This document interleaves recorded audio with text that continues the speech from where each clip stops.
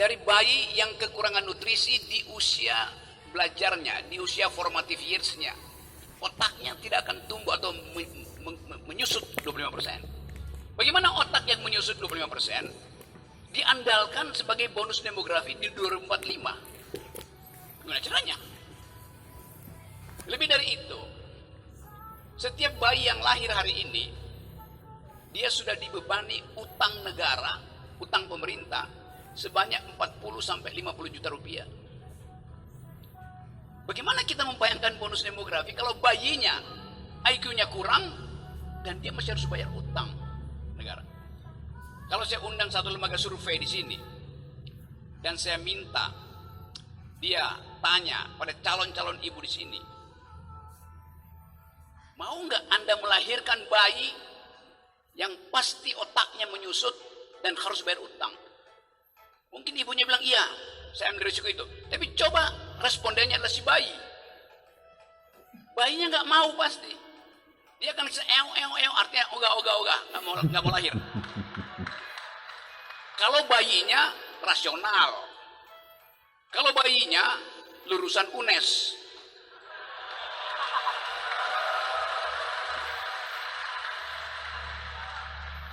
saya nggak tahu kalau bayinya lulusan UGM.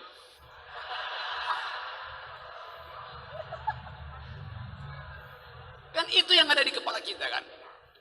Kan kita ingin bangun generasi ini supaya bisa kompetisi dengan mahasiswa lain di sekitar negara tetangga kita. Kalau misalnya pemerintah mengatakan bahwa kalian mahasiswa Indonesia akan punya pendapatan 3 kali lipat dari hari ini, ya bagus. Kalian akan tumbuh cerdas 2 kali lipat IQ dari hari ini, ya bagus saja. Tetapi itu kalau mengandaikan Singapura nggak bertumbuh, Thailand nggak bertumbuh, Vietnam nggak bertumbuh. Kan kita mesti baca statistik, Pak. Singapura juga pasti bertumbuh, Thailand bertumbuh. Jadi buat apa daya beli kita bertumbuh 3 kali lipat kalau Singapura bertumbuh 7 kali lipat, kalau Vietnam bertumbuh 10 kali lipat? Ya sama juga. Secara absolut kita miskin. Kan itu dasarnya kan. Itu sebetulnya penipuan-penipuan statistik yang dibikin oleh negara. Sekarang masih soal generasi baru tuh. Apa pikiran generasi baru tentang masa depan dunia? Bulan lalu saya muter-muter Eropa, bicara dengan banyak teman-teman muda di Eropa termasuk orang Indonesia. Mereka bilang begini, kami yang dapat beasiswa dari negara bahkan nggak ingin pulang ke Indonesia karena mereka melihat tidak ada potensi bagi mereka untuk hidup sejahtera di negara sendiri. Kita pertanyakan kebangsaan mereka di mana, patriotisme mereka di mana. Tapi kita juga tahu bahwa mereka melihat secara jujur bahwa negeri ini ada di dalam ambang kebangkrutan. Dengan hutang 17.000 dan pendapatan GDP kita itu mendekati 3,4% dalam batas yang bahaya.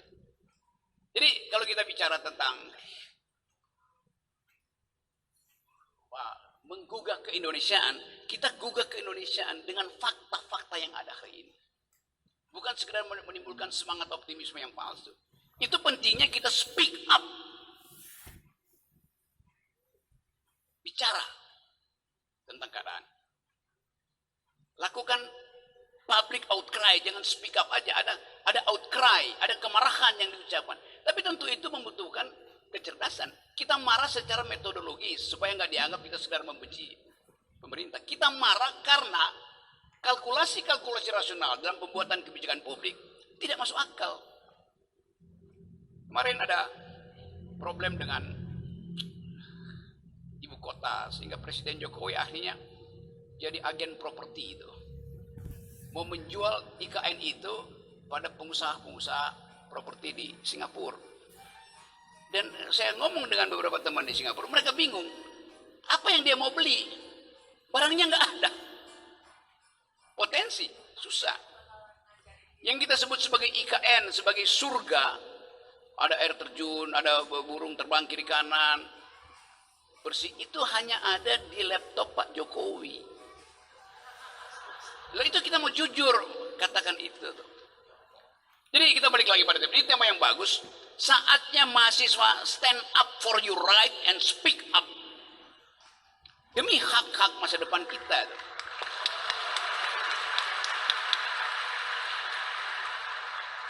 Coba kita bikin ekstrapolasi. Sekarang ada tahun pemilu. Semua orang berharap ada pemimpin yang bisa meneruskan warisan rejim hari ini. Apa warisannya? 1, utang luar negeri. 2, bangsa yang terpecah secara sara, agama, etnisiti itu. 3, demokrasi yang indeksnya turun terus. 4, situasi HAM yang makin lama makin mengkhawatirkan, terutama di Papua tuh. Jadi seluruh problem itu akan Anda hadapi nanti di 2024. Sekarang kita tunggu kampanye apa dari calon pemimpin bangsa tentang isu itu. Saya lihat baca statistik tadi pagi. Swing voters pemilu 2004 dari 27% naik merangkak ke 30%. Siapa mereka? Anak muda. Swing voters artinya anak-anak muda ini nggak tahu mau pilih siapa. Dia tunda coblosannya tuh. Karena dia mau mendengar suara dari UNES, suara dari Abraham Samad.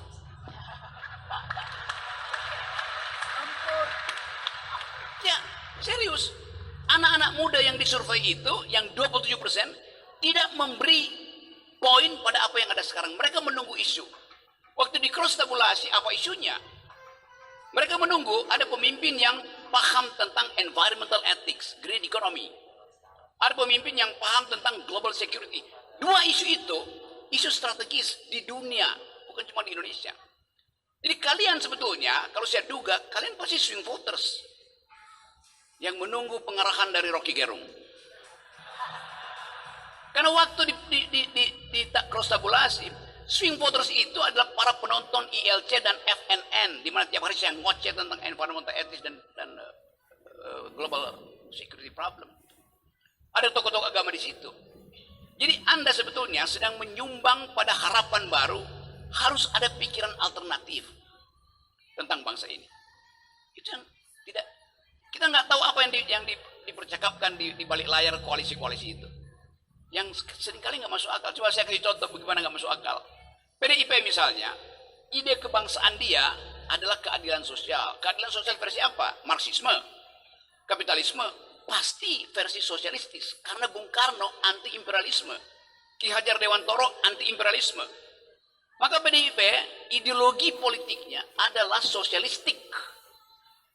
Lalu Sandiaga Uno diundang untuk jadi cawapres oleh P3.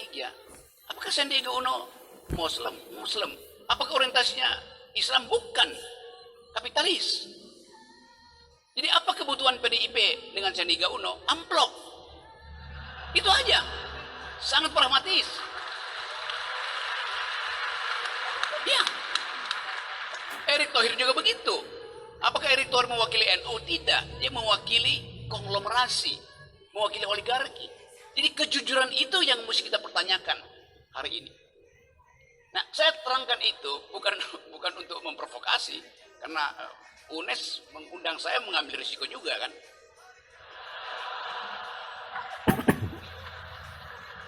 UNES artinya Universitas Nekat Sekali.